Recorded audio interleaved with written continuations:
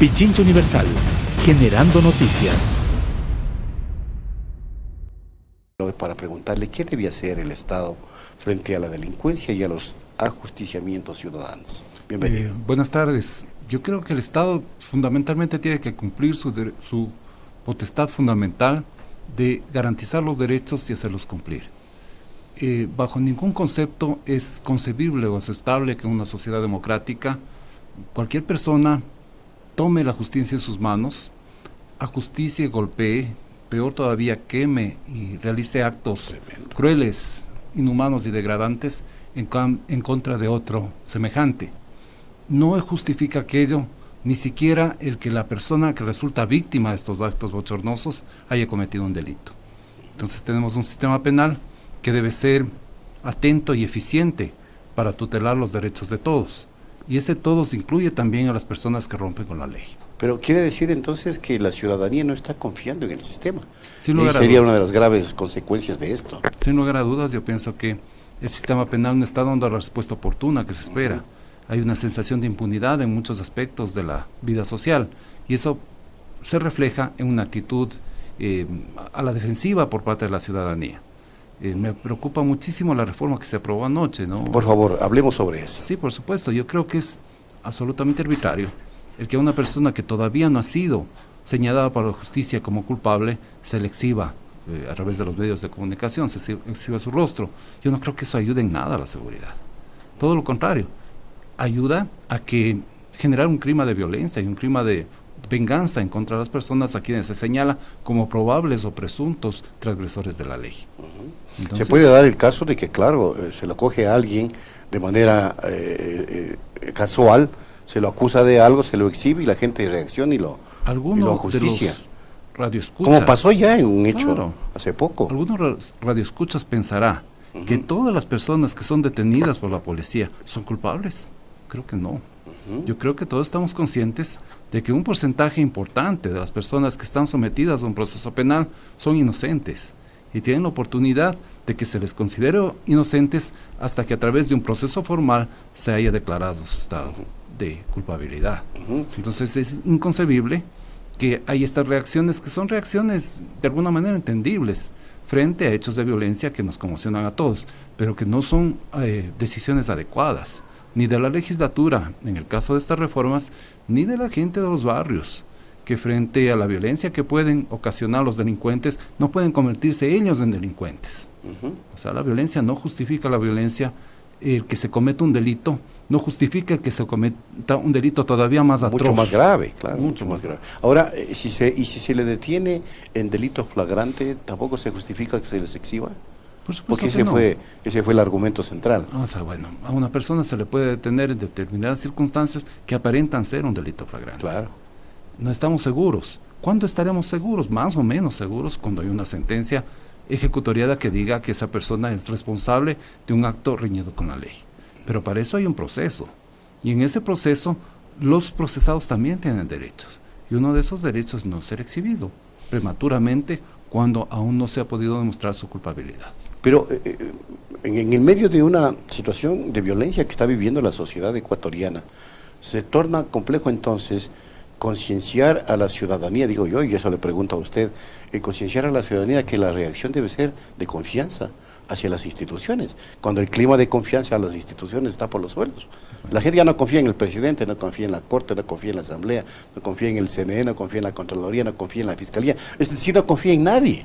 Si no confiamos en nadie, entonces no existe Estado de Derecho, no existe democracia, no existe civilización. Entonces, ¿qué tendremos que hacer? Tendremos que comenzar a salir a la calle con palos, con armas, y a cualquier persona que supongamos que nos va a agredir, ¿la agredimos primero? Esa no es una solución. Lo que necesitamos es fortalecer las instituciones para que recuperen confianza.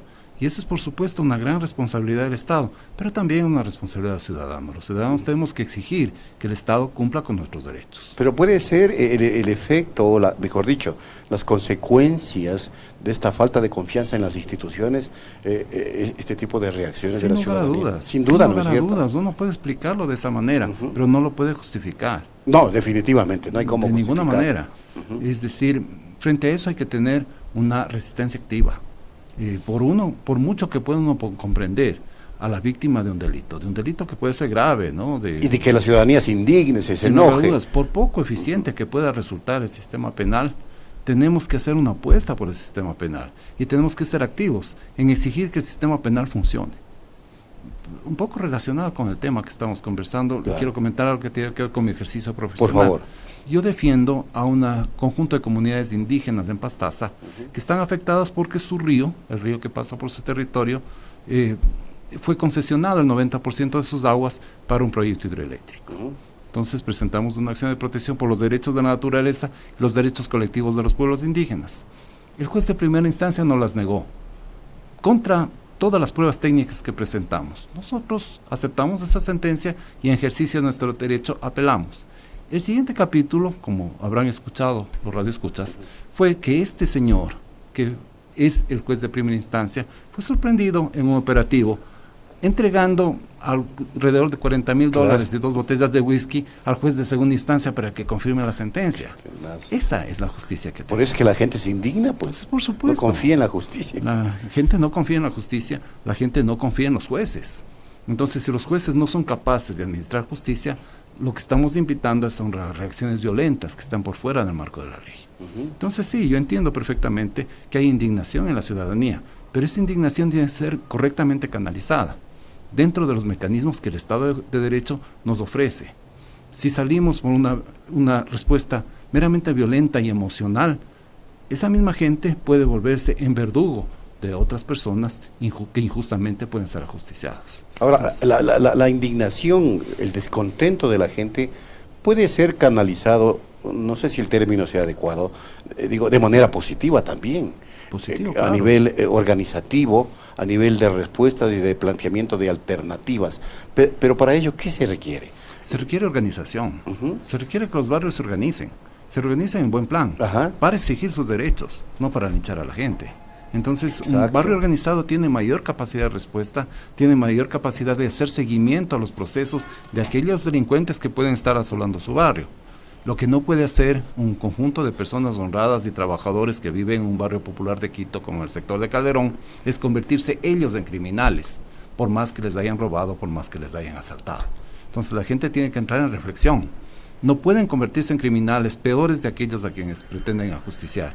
Y estas personas, que uno puede entender sus razones, tienen también que ser sometidas a la justicia. Eso iba a preguntar. Y la- Corresponde a aquello, ¿no? Por supuesto, sin lugar a dudas. ¿Es un intento de asesinato o asesinato? Si es que las Asesinato dos- parece ser en el Parece primer ser caso ya. y una tentativa en el segundo caso. Eso es gravísimo. Tienen que Gravísimo, responder claro, frente a la ley imagínese. a penas realmente graves. Entonces la gente tiene que pensar 2 y 3 veces antes de actuar de esa manera. Ahora, en el tema justicia indígena, que usted analizó uno de los temas, en la provincia de Cotopaxi sucedió, creo, hace una semana y media o 2, que se produjo una confrontación entre comunidades indígenas y Policía Nacional, porque ellos argumentaban que no les dejan aplicar la justicia indígena, que a veces también es un tanto violenta, Es de acuerdo a la excelente. cosmovisión de aquellos. Su pregunta es Ajá. excelente, porque hay que diferenciar 2 cosas que son extremadamente diferentes. Ajá. Una cosa es la justicia indígena, que es un derecho constitucional, Sí, pues, garantizado está por los garantizado, instrumentos está garantizado. internacionales, y que consiste en la aplicación por parte de jueces ancestrales del derecho propio de las comunidades. Ajá. Ese derecho puede que no nos guste a algunas personas. A mí no me gusta ver que a una persona que ha infringido una norma tradicional de un pueblo se le bañe, se le desnude, Se le azote con se le ortiga y azote todo con eso. ortiga. No me gusta. Pero eso responde a su lógica. Y debemos reflexionar que nuestro sistema penal tampoco es mucho mejor. A mí tampoco me gusta ver que a una persona que ha robado, que ha delinquido, se le someta a prisión en condiciones que muchas veces son infrahumanas. Ajá. Ahora bien, eso es justicia indígena. Otra cosa es un linchamiento. Claro. Otra cosa es que dentro de la urbe, dentro del mundo mestizo, la gente tome la justicia por sus propias manos.